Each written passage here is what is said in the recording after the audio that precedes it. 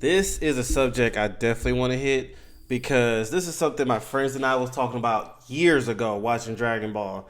Oh, you can see the title right there. You probably saw the title of my video. But what if Vegeta became immortal on Namek? And for me, it's what if him or Frieza, anybody. Well, no, we'll just stick to Vegeta and Frieza. What if they were immortal? A friend of mine said years ago, he used to say, I don't know why being immortal was such a big deal to Vegeta. And at first it didn't register to me. I was like, what do you mean? That sounds like a good idea. He said, no, think about it. Vegeta's immortal in Planet Namek. I was like, yeah. Frieza is still 100 times stronger than him. Yeah. Then he stared at me like, put two and two together. And oh. I was like, yeah. Still not a good idea because you're still not going to beat Frieza. And let's say Goku, right? And when he was Super Saiyan. And you remember that scene in the Frieza saga? Spoiler alert if you didn't see it, even though it's been out for years. But remember when they was fighting each other and Frieza saw the dragon and he rushed to the dragon and wished for eternal life, but he didn't speak in the native language of the Mechians? What if he did get that? Goku would still be stronger than him, which means Goku could still paralyze him or anything like that. And so that was such a good point, and I never thought about it. Like I said, my friend had to stare at me like, put two and two together. Vegeta would still lose. Immortality does not give you more power to be stronger than somebody. They should have wished to be the strongest in the universe or something like that. Instead of, or can I just be more powerful than Frieza? Or even better yet, can you get rid of Frieza? Something to that nature. But asking for immortality. And ever since he said that, I used to say, that is such a good point. And now when I watch the saga, the Frieza saga, I always think about that. I'm like, dang. And like you think about that one scene, which is tough for me to watch, but that scene where Frieza was torturing Vegeta. This is what I said. So you know that scene where Frieza tortures Vegeta when they was fighting each other, right?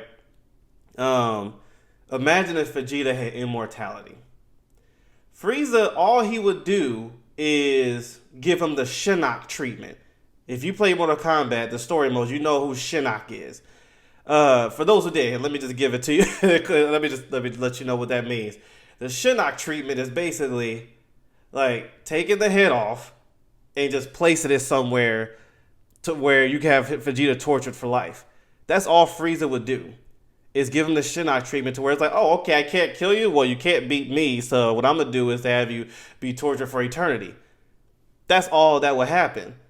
So Vegeta still loses, and I'm wondering is he gonna talk about it too? Which, by the way, definitely subscribe to his channel. I love his channel. I'm gonna be react to a lot of his stuff because he's a huge Dragon Ball fan. I am as well, and he shares a lot of stuff that I didn't even think about or didn't know. And I'm glad this is one of the subjects because this is a subject that I was talking about years ago, and it's always stayed on my mind. And you wanna know what's funny? Even my own wife. I'm starting to get her into the Dragon Ball universe. She's slowly getting into it. But she even told me, she asked me a question, and it had me laughing because I didn't mention it at all. But she was watching it a little bit. She was like, I got a question. I said, okay. Just because you're immortal doesn't mean that you're the strongest. And I turned around and started laughing. I'm like, oh, you noticed it too? She was like, yeah. I'm like, the hunt to be immortal, but if you're not the strongest, you can still lose. And that's like a worse of a whooping because if the other person knows you're immortal, you're gonna have a lifetime of beatdowns from this person because he or she's gonna make sure you don't get any power ups and that you're gonna be at your worst position, which is what I said when I was telling you about the Shinnok treatment. Because let's say if Frieza took the head of Vegeta, but Vegeta doesn't die because he's immortal, he can never become stronger. He can never get his body back. He's gonna sit there for eternity. And Frieza, you know, is how Frieza is. He would love that. Oh my goodness, he would love that. So that is such a good point, and I wonder what he's going to say. So let's go ahead and get into it. But did y'all ever think about that? Shout out to my friend years ago. It didn't cross my mind. It used to be because it was talked about so much. Oh, being immortal is going to be the best thing to do. Vegeta can beat Frieza and not even putting two and two together. But anyway, let me know in the comments. But I want to see what he says. On Namek, many characters collided paths as they were all hunting for the Namekian Dragon Balls. The Earthlings sought to revive their friends who perished in the Saiyan arc. The maniacal emperor still my Frieza favorite, sought to gain immortality. saga. And finally, Vegeta sought to thwart Frieza's plans and in the process get immortality for himself. This leads to the game of cat and mouse that dominates most of the Namek arc until every party mentioned is finally facing each other down when Porunga is summoned. This is where our story begins, the wishes that will decide the fate of everyone. Before we jump into this what if scenario any further, make sure you hit that like and subscribe button if you want to see more Dragon Ball content. Back to the story though, just like in the original, Dende, Gohan, and Krillin summon Porunga while Vegeta is sleeping underneath Frieza's ship. So, Piccolo is still revived and brought back to Namek, but in this version of events, Elder Guru has a small amount of life more than he did in the original. I know it's plot armor, but one thing that I never understood, well, I know now it's plot armor, but back then I never understood was, why didn't they just wish for Frieza to be gone? Why didn't they? If that, I mean, again, like I said, it's plot armor, but when you see someone as weak as Krillin and Gohan and the stuff they've been having to deal with the Frieza saga, for Vegeta's sleep, I'll be like, yo, Piccolo, you're going to have to wait a minute. Hey, can you get rid of Frieza, please? Okay, now that that's out the way, because you want to get the first wish out the way. You want that one. So just in case Vegeta does wake up, at least Frieza's out the way. Goku could probably be Vegeta when he wakes up. Okay, we're good with that. So then when the second wish happens, if Vegeta's not awake, then you can get Piccolo. But I would have just done that. I remember that saying. I was like, bro, just get Frieza out of here. You know, but plot. So the Dragon Balls will last only a little bit longer. As happened originally, Vegeta wakes up as Frieza approaches and sees that Porunga has been summoned. Gohan reveals that there is still one more wish, which makes Vegeta happy. Vegeta tells Dende to wish for him to be made immortal, and Krillin begrudgingly agrees with Vegeta on this issue. So, with the extra time in Elder Guru's lifespan, Dende was able to wish for Vegeta to become immortal. As Porunga grants the wish, the balls become inert, and the Grand Elder has perished. But Vegeta is now immortal.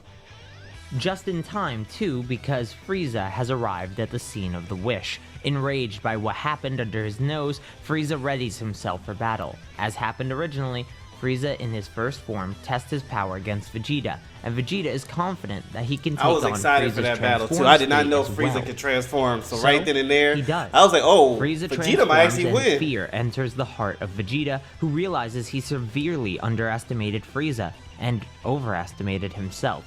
He began to picture a scenario where Frieza's seemingly limitless power was used to keep the Immortal Saiyan at bay for all time. He could see no Zenkai boost that would close this gap. The fight with Frieza continues, and as it does, Piccolo arrives, having merged with Nail just like he did originally. This gives Piccolo the opportunity to face down Frieza, but not before he threatens the now immortal Vegeta, telling him that he would take care of the Rogue Saiyan afterwards. Vegeta couldn't concentrate on that though. Gohan had just been healed by Dende, and he saw how much power a Zenkai boost could really grant him. So, as Piccolo was seemingly winning against Frieza, Vegeta began to plan for what he would do should either of them win. I got a question. Luckily, because I got a question on this with Piccolo showing up in the Frieza saga. Do y'all think Namek saga, however you call it, but do y'all think that wish was wasted? Like that was a waste of time to have Piccolo there? Personally, I don't think so, but I have some friends that do. They was like, man, bro, they revived Piccolo for him to fuse with Nail and for Piccolo just to look good for 10 minutes. Because as soon as Frieza transformed, Piccolo basically did nothing but almost die. You know, and I'm like, well, if you think about it, this is what I used to say. I was like, well, if you think about it, if Piccolo wasn't there, the other Z fighters and Vegeta would have been dead a while ago. So, if anything, Piccolo did stall for, you know, because if you think of what happened behind the scenes, Krillin killed Vegeta. Vegeta gets revived by Dende after pleading with him, so that took a minute. So, all that stuff happened. Gohan, had his Zenkai boost against the third transformation of Frieza.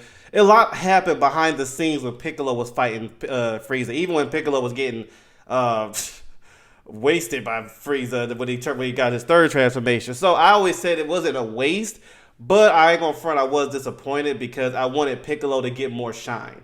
You know, when you see how, and I feel this way about Super too. This is why I'm glad he has that new transformation in Heroes, and I hope he doesn't get nerfed where it was like he looks good in that movie, because even in that movie he got his butt kicked too.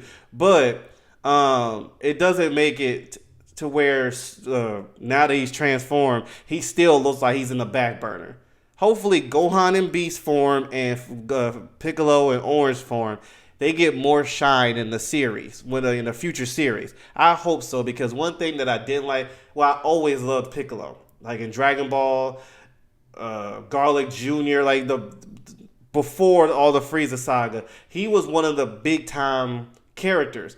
Now he's just a guy who watches the Earth, and he's basically Kami, who gets a few fight scenes every now and then, but his power is nowhere near anybody else that's like one of the strongest. And it kind of, I felt for him. It stunk. Piccolo, you should be that one of them guys. You don't have to be the strongest, but you have to be one of them guys. So, but back to the question, I think that Piccolo being there was not a waste because of everything that happened behind the scenes. And everything lined up for Goku to show up right on time. Literally right on time, because Frieza was this close to ending Vegeta, and then Frieza was going to end the other ones.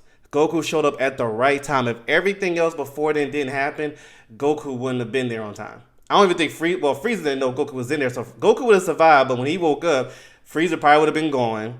Probably looking for the Dragon. No, because the Dragon Ball wasn't there. Whatever he was doing, and Goku would have went to the battlefield and saw everybody dead. So no, I don't think it was a waste. Disappointing, but not a waste. Itself. Frieza began to transform into his third form, a form that Piccolo could no longer compete against.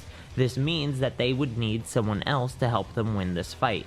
This means the Earthlings would need Vegeta.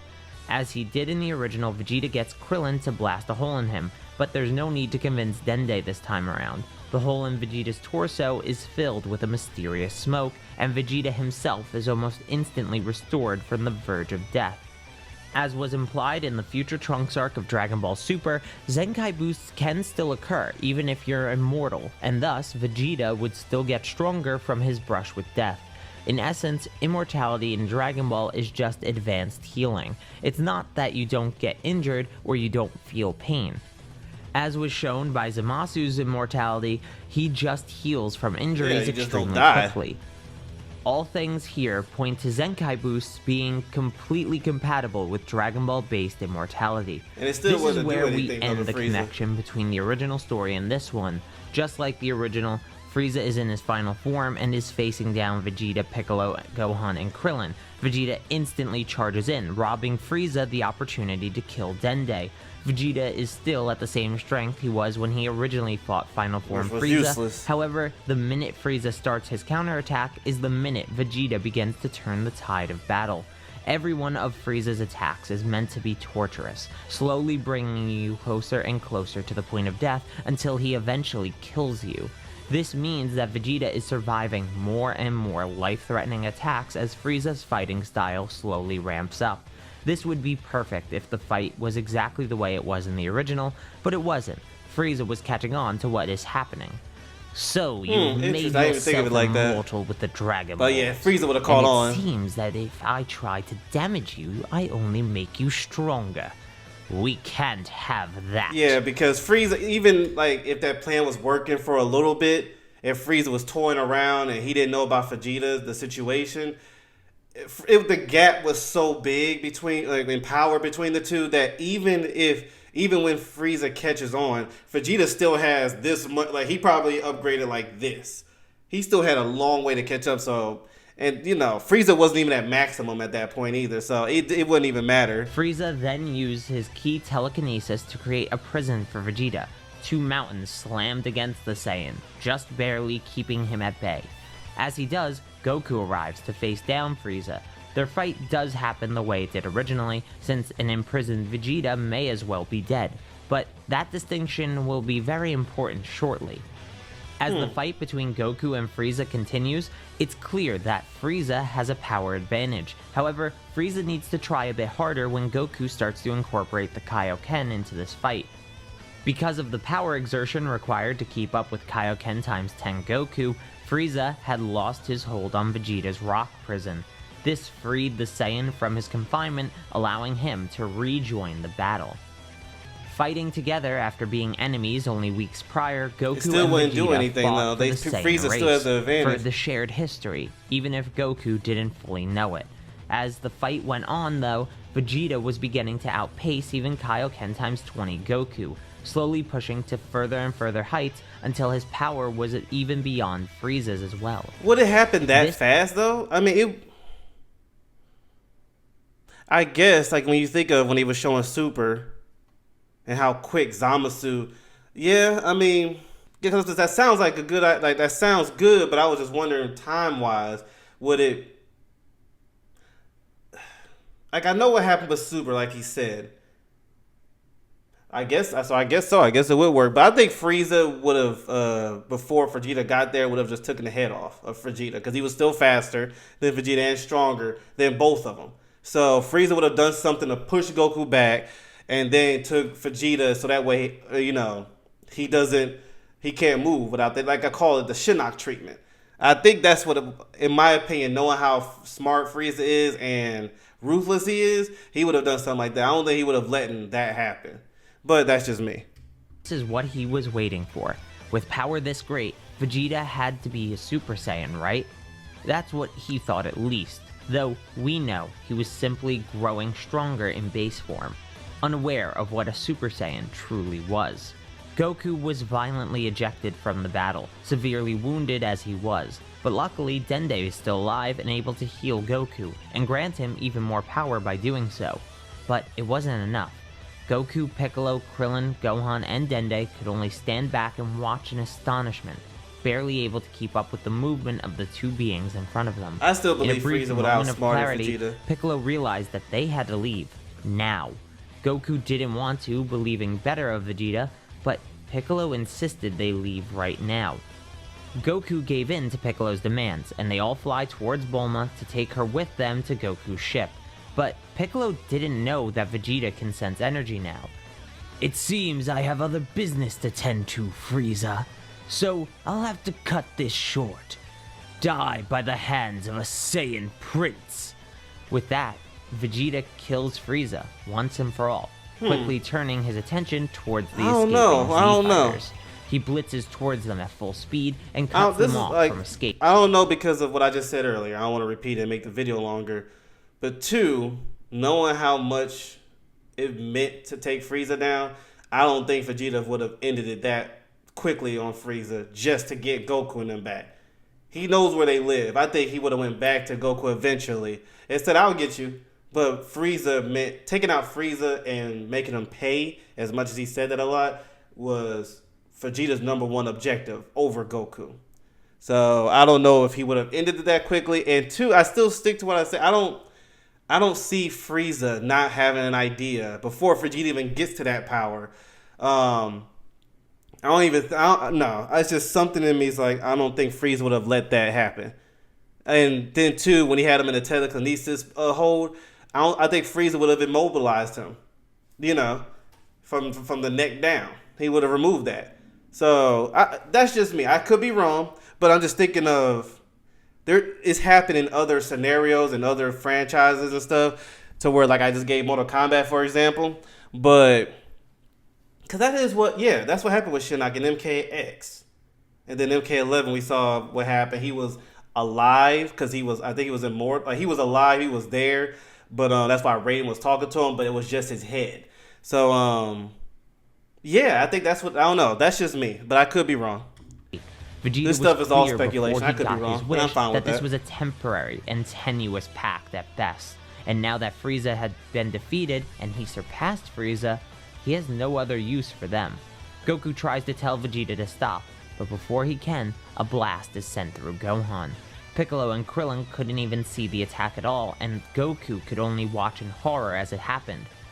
"I thought you changed, Vegeta." Goku's trembling in a blind fury. His arms tense and the entire world begins to shake. In a similar sequence to the original story, Goku becomes the first Super Saiyan in the millennium. According to this philosophy? This time, his opponent was Vegeta. This was a problem. Vegeta was stronger than Frieza, a Frieza that was at his full power of 200 million since he wasn't damaged by the Genki Dama, but he was only slightly stronger than that Frieza. However, Goku had gotten another Zenkai boost from being healed by Dende. That placed his current base power level at 5 million since his last Zenkai was so large and he's having diminishing returns. However, this still means that Goku's Super Saiyan form has a power level of 250 million, more than enough to beat Vegeta. But Goku already knew that fighting Vegeta wouldn't be an effective strategy. Goku swallowed his rage for just a moment, the same way he did against Frieza in the original story, and grabbed Vegeta from behind. Holding the Saiyan in place with all of his strength, Goku yells to Piccolo to escape the planet. So, Piccolo grabs Bulma and Krillin grabs Dende and Gohan's body. They make their way to Goku's spaceship and fly off the planet, escaping Vegeta's wrath without further casualties. Once they're far enough away that Goku can't sense them, he lets go of Vegeta. Vegeta was completely enraged, but not by the escape. He was furious that Goku was the first Super Saiyan and not him. His wish was for nothing. He was immortal, he defeated Frieza, but he still wasn't the Super Saiyan of legend. A low-class Saiyan warrior became something that he could only dream of being. This didn't stop Vegeta from attacking Goku though, who easily handles the maniacal Saiyan, but he was careful. Every strike was just enough to hurt him, never injure. Every blast was just a scratch, not a wound. Goku was using Vegeta's immortality against him. Every minor wound healed before it could become life-threatening, and thus never provided a power boost. Goku could enjoy this battle for a long time, as long as his stamina held up, that is. That's the thing, like, I'm wondering, maybe, am I too ruthless with my analogy here about taking the head off? Like, maybe that's too ruthless. I'm wondering why that's never in conversation here. Goku held Vegeta that long. He couldn't, I don't know. That seems like the smart idea. He's going to be alive, but just his head's right there. Am I tripping? I don't know. Maybe he heals from that? Would that happen? Would the immortality make him heal quick from that? I don't know. Because I realized thinking about it in Super as well, they didn't do that to Zamasu either. They just put the blade in between them, but they didn't, I don't know. Maybe I took it too far. I don't know. Let me know in the comments, because I'm wondering why this idea is not coming up. Himself to keep up with Vegeta basically made this training for Goku. He even began to get stronger from it as well, and a better mastery of Super Saiyan. However, it couldn't last, and Vegeta knew it. Before his Super Saiyan form drops off, Goku grabs Vegeta again, the same way he did before. Let's see how immortal you really are, and with a primal roar, Goku self-destructed, destroying not only Vegeta, but also all of planet Namek. Wow. A couple of days later, Piccolo and Krillin made it back to Earth. Once there, they wondered what they should do. They only have one wish at a time with the Earth Dragon Balls, but Dende interjected by saying he could make a new set of Namekian Dragon Balls if that would help, and it definitely would. With the Namekian Dragon Balls in hand as well, they could wish back every good person that died on Namek and teleport them to Earth. The third wish could be used on one of the Z fighters that died during the Saiyan arc, and then they could wait to use them again for the same purpose. It takes an additional 100 days for the Dragon Balls to be made by Dende since he's making them from scratch, but 100 days comes and goes until finally the first 3 wishes can be made. Goku, Gohan, and everyone else that was good that died on Namek was revived and brought to Earth. Since the 2 wishes were uttered in the same sentence, no one was left in space at any point. And since one of the wishes was a large group revival, they don't get a third wish this time around. Once revived, Goku warned Piccolo that Vegeta would come to Earth at some point. He's definitely still alive if he's immortal.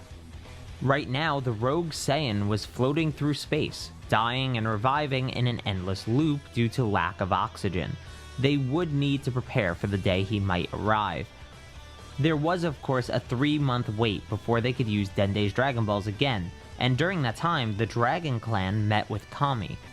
The Dragon Clan taught Kami more than he ever knew about crafting Dragon Balls, and so he learned to upgrade Earth's Dragon Balls as well. The 3-month wait came and went. During that time, Piccolo, Goku, and Gohan trained together as often as they could, so long as Gohan got to pursue his goal of being a scholar at the same time. When 3 months passed, all the Z Fighters were together again, and the Namekians used the third wish to send themselves to a new homeworld. From this point, though, things get very dark and start moving very quickly. Once again, I'm having Future Trunks' timeline not be static in these newer videos, so since Vegeta was never good or on Earth, there's no traveling Trunks to warn Goku and the others about the androids in Cell. This leads to a very dark timeline on Earth and Goku just dying to the heart virus. With so few Earthlings alive after the androids destroy it, Babidi won't try to revive Boo until much later, since he can't move Boo from Earth either like the future timeline. This means Beerus awakens before Babidi actually tries to awaken Boo, and he begins his search for the Super Saiyan God. His first choice is obviously Vegeta, since he was the Saiyan to defeat Frieza, and so Whis and Beerus find the still living Saiyan floating through space, not even flying as he gave up hope of finding Earth. Whis pulls Vegeta with them back to Beerus' world, where for the first time in years, Vegeta is able to breathe again. Beerus asks if Vegeta knows of the Super Saiyan God, he can't do it to Immortal, Vegeta right? has no clue who that is. Beerus tells Vegeta that's too bad for him, and sends a Hakai directly at the Saiyan, disintegrating him instantly. Whis pulls Vegeta with them back to Beerus' world, where for the first time in years, Vegeta is able to breathe again. Beerus asks if Vegeta knows of the Super Saiyan God, but Vegeta has no clue who that is. Beerus tells Vegeta that's too bad for him, and sends a Hakai directly at the Saiyan, disintegrating him instantly, putting the Saiyan out of his misery. However, that didn't work, as Vegeta just regenerated directly after being disintegrated. Beerus became quickly annoyed by this. He hated Immortals, and an Immortal Saiyan seemed like the worst of both worlds. Beerus asks Whis for a sword, and Whis provides one from his staff. With a single slash of his blade, Beerus seals away Vegeta, just as he did Elder Kai all those millions of years ago. Beerus then tells Whis that they should investigate the two Saiyans living on Vampa, and you can find out more about that story in What If Beerus Went to Vampa Instead of Earth. Make sure you... That was good. Like I said, I personally, I can see this. There's a lot of different ways this could have happened, but the biggest thing for me is Frieza's really smart. And unless you can revive quickly, because I didn't think about that, where being immortal can revive your body quickly, maybe that happens for Vegeta when Frieza takes, the neck from the neck down off. But I know being immortal heals you quicker. I don't know if it would revive him fast enough to fight Frieza. I think Frieza would have done that, taken it from the shoulder down off, and placed him in some spot to where Frieza can keep an eye on him. And I don't think he would have kept him in a telekinesis in the rock. I know he was fighting Goku, but at that time he was way stronger than Goku. He could have kept an eye on Vegeta. Frieza still, in my opinion, had the advantage until Goku turned Super Saiyan. But anyway, like I said, this could have gone either way. I love this channel. I'm going to look for more. But yeah, let me know in the comments what you think. And I could, if you think I'm wrong, that's fine. There's no right or wrong answer in this because, it's all... it's a what if situation. It's fun conversation though, but this subject was funny to bump into because what if Beerus went to Broly instead of that's interesting. But yeah, it's just interesting because this was something a friend of mine and I talked about a long time ago. And when he looked at me, I was like, I don't know what you're talking about. He's like, put two and two together. Vegeta Immortal means what? Yeah, and I was like, damn, I didn't even think of it that way. And personally, I still stand on it. I don't think Frieza would have just let Vegeta just keep getting the Zenkai boost. Frieza would have been smart, but that's just me. Anyway, thank y'all for tuning in. Shout out to the channel. Make sure you subscribe to Let Me Show It Again. And I'll put the original video in the description below. But thank y'all for tuning in. I'll see you later.